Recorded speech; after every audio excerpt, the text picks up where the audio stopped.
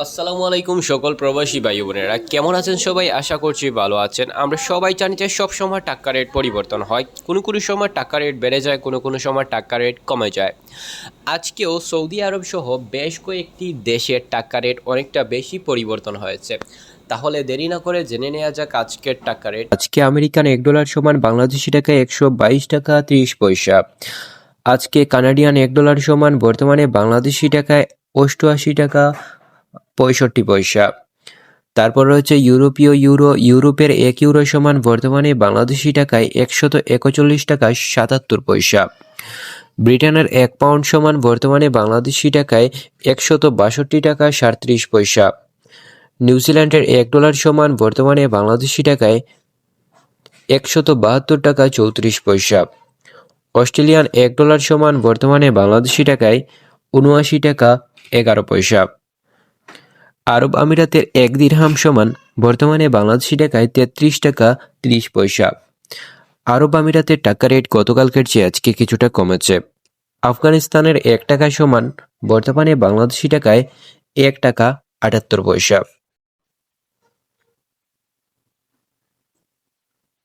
বর্তমানে বাহরাইনের 1 টাকা সমান বাংলাদেশি টাকায় 325 টাকা 26 পয়সা।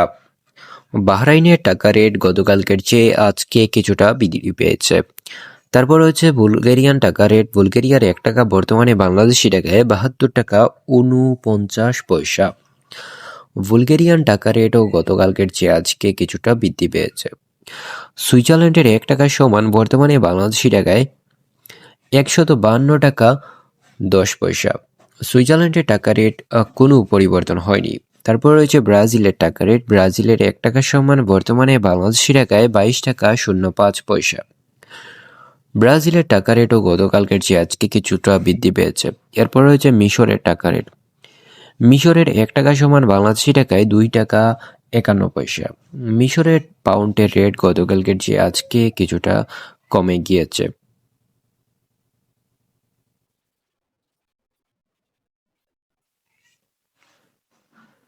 তারপর রয়েছে কুয়েতের টাকা রেট। কুয়েতের 1 দিনার সমান বর্তমানে বাংলাদেশি টাকায় 400 টাকা 12 পয়সা। তারপর রয়েছে ওমানের টাকা রেট। ওমানি 1 রিয়াল সমান বর্তমানে বাংলাদেশি টাকায় 317 টাকা 66 পয়সা।